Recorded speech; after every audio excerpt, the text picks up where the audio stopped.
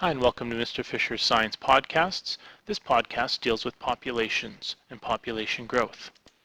So let's look at what a population is. A population is a group of organisms that belong to the same species and that live in a certain area. So for example, this group of elk here represent a population. They all belong to the same species and they live in the same area.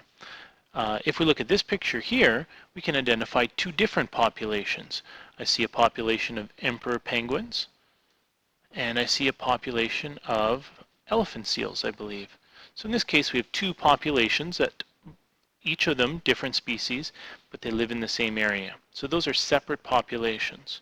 So when we look at populations and population growth, we can identify two sort of general trends with population growth. The first of those trends is exponential population growth models. And these occur when populations, when conditions are ideal for growth. So a population under this model will initially begin to grow very slowly, but when conditions are right, the larger the population gets, the faster it grows. In other words, as more offspring survive and reproduce, even more offspring are born.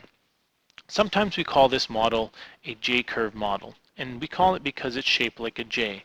So if we look at the graph here, we can identify that initially the population is very small.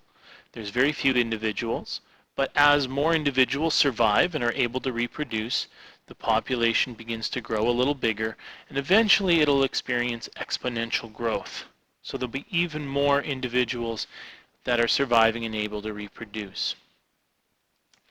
Now, the other general trend that we can see is the logistic growth model. And in the logistic growth model, it's very similar to the exponential in that initially we have very few individuals surviving and reproducing, and over time we can see almost like a J-curve, the population begins to increase rapidly, but at this point in the graph, the environment begins to limit the population. So resources start to become scarce, and the population will begin to slow down. Now this model is sometimes called an S-curve because it's shaped like the letter S. So now let's look at two different types of populations. The first of those types is a closed population. In a closed population, the population is isolated in some sort of a way. So for example, a deer population living on an island would be isolated because no deer could enter or leave the island. So in closed populations, only birth rate or natality can increase the population, and only death rate or mortality will decrease the population.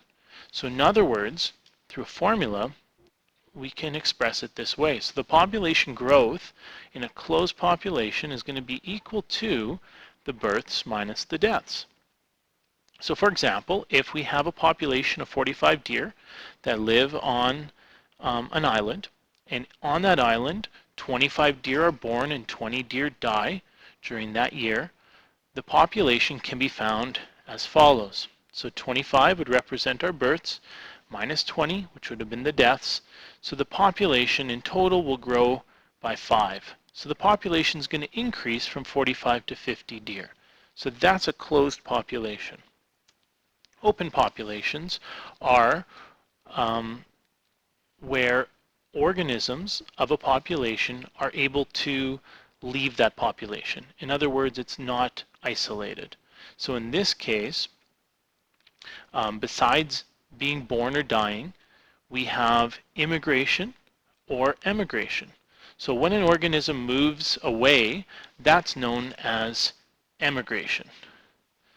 And when an organism comes into an ecosystem or a species, a population, that's called immigration. Immigration and births increase the population. Emigration and deaths will decrease the population. And so we have a different formula for an open population.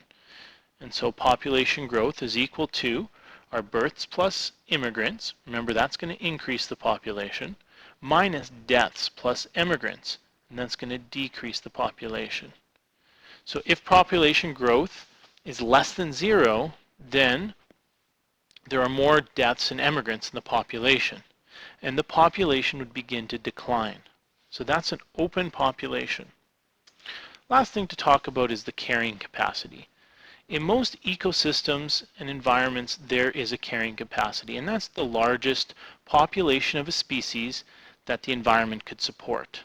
Now, the carrying capacity, it's important to note, is different at different times. So sometimes when there's a lot of resources, the population can increase, the carrying capacity increases. And sometimes when resources get scarcer, the population will decline and the carrying capacity will decrease. What we notice in populations is that populations will fluctuate over time. The carrying capacity represents the average of those fluctuations.